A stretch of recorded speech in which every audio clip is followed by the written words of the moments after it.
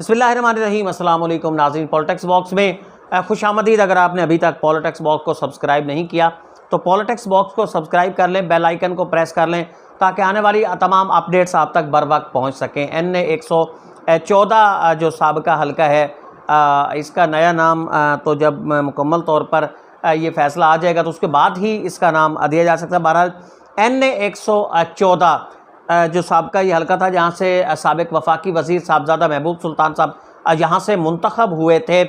ये फिर ख़बरों की बड़ी ज़ीनत इस वक्त बन रहा है, क्योंकि यहाँ से कल से ऐसी खबरें फैली हुई हैं कि जी इस हल्के में दो सूबाई असम्बली के हल्के आते हैं, PP 130 और PP 125। PP 130 से राना शहबाज अहमद खान यहाँ से मुंतखब हुए और PP 125 से मियाँ आज़म चेला साहब अभी तकरीबन 31,000 वोट से यहाँ जीते हैं। तो ऐसी खबरें फैली हुई थी कि जी 18 हज़ारी वाले कहते हैं कि अहमदपुर सियाल को आपने वजारत नहीं देनी है, और अहमदपुर सियाल से कुछ ऐसी आवाज़ नहीं कर रही थी कि जी 18 हज़ारी को नहीं देनी है, अहमदपुर सियाल को देनी है। यहाँ की जो ग्राउंड सिचुएशन है वो क्या है, ये बड़ा अहम आज का हमारा मौजू भी है। साहबज़ादा महबूब सुल्तान साहब के हवाले से भी इस वक्त खबरें आ रही हैं कि साहबज़ादा महबूब सुल्तान साहब राना शहबाज अहमद खान को नज़रअंदाज करके और वो चाहते हैं कि ये वजारत दे दी जाए मियाँ आज़म चेला साहब को। मियाँ आज़म चेला साहब बेशक इसमें कोई शक नहीं है कि पाकिस्तान तहरीक इंसाफ के टिकट पे उन्होंने बड़े वोट हासिल किए हैं। सबसे ज़्यादा वोट इन्होंने इस इंतखाब के दौरान हासिल किए हैं, सबसे बड़ा मार्जिन भी उनके पास है। साहबज़ादा महबूब सुल्तान साहब के भी वो इंतहाई करीबी रफ़ीक हैं, उनके वफ़ादार साथियों में भी हैं। राना शहबाज अहमद खान 2013 से ये साहबज़ादा महबूब सुल्तान साहब के साथ हैं और आज तक इनकी वफ़ादारी के अंदर भी कोई शक नहीं आया।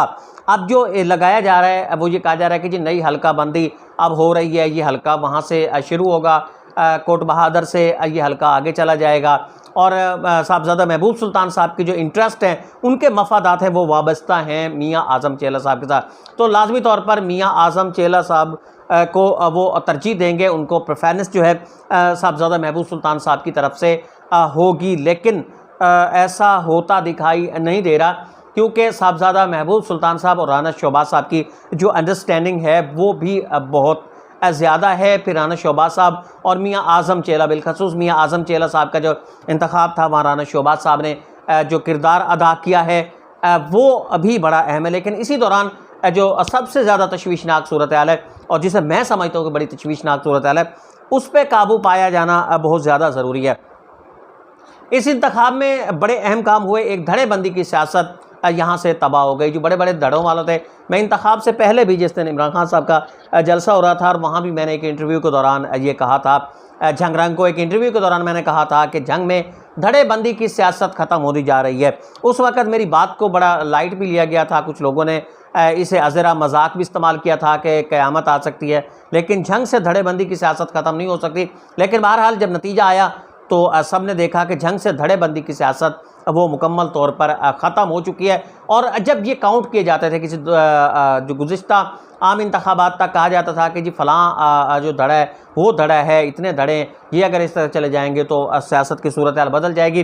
कम अज़ कम अब ये बात तय है कि अब धड़ों के सर पे सियासत नहीं चलेगी, धड़ेबंदी की सियासत ख़त्म हो चुकी है। धड़े आप सारे एक तरफ भी ले लें लेकिन वोट दूसरी तरफ भी जा सकता है, जंग के लोगों ने ये साबित कर दिया है। तो सबसे पहली बात तो यही, धड़ेबंदी ख़त्म हो गई।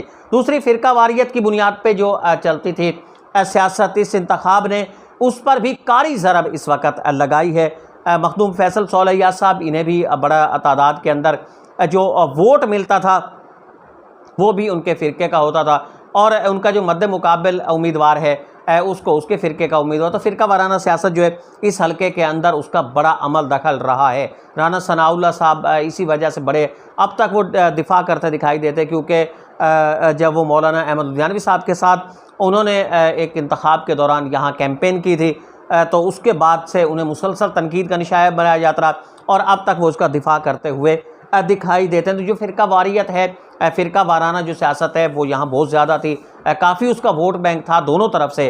जो तमाम जो यहाँ के फ़िरके, मैं सब की बात कर रहा हूँ, चाहे यहाँ से नवाब फैसल अय्याज जबवाना साहब हों कि जिनकी हिमायत मजहबी जमात करती है, इसी मजहबी जमात ने हिमायत की थी मौलाना अहमद लुधियानवी साहब, ये हिमायत मियाँ आज़म चेला साहब की भी कर चुके हैं, माजी के दौरान नवाब फैसल अय्याज साहब की भी कर चुके हैं।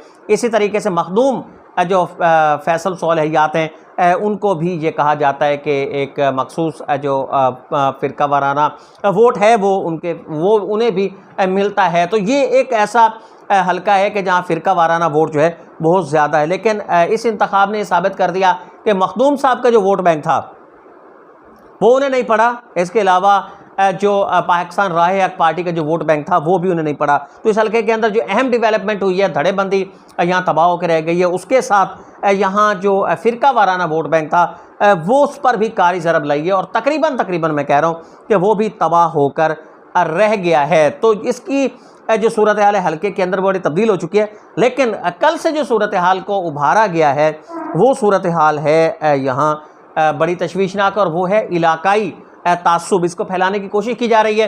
अहमदपुर स्याल 18 हज़ारी, भाई क्या अहमदपुर स्याल और क्या 18 हज़ारी, ये सारी पसमानदा से इलाके हैं। झंग पूरे का पूरा इस वक्त पसमानदा है और इसमें 18 हज़ारी या अहमदपुर स्याल की बात ही नहीं हो रही। जितना अहमदपुर स्याल इस वक्त पसमानदा, इतना ही 18 हज़ारी पसमानदा है।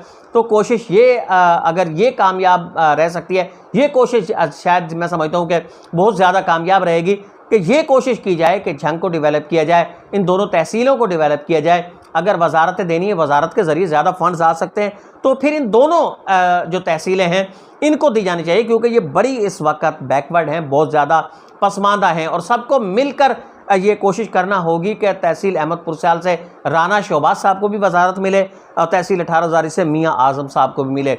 और अगर वजारत नहीं भी मिलती किसी भी सूरत में, तो फिर इन्हें इतने फंड्स मिले कि वजारत की कमी महसूस ना हो। असल चीज़ ये कि यहाँ आम लोगों की हालत को बदलना चाहिए। आम लोगों की हालत बदलेगी तो फिर ये तहसील अब बदलेगी। इस बहस से अब निकलना पड़ेगा कि ये वजारत कहाँ जाती है, कहाँ जाए। इलाकाई तासुब को अब बराए मेहरबानी, इस वक्त जो मैं सबसे अहम बात कर रहा हूँ कि इलाकाई तासुब को इस वक्त परवान न चढ़ाया जाए, क्योंकि इलाकाई तासुब जहाँ बहुत सारे तासुबात इस बार ख़त्म हुए, किसी नए तासुब को रंग न दीजिए कि झंग जो है वो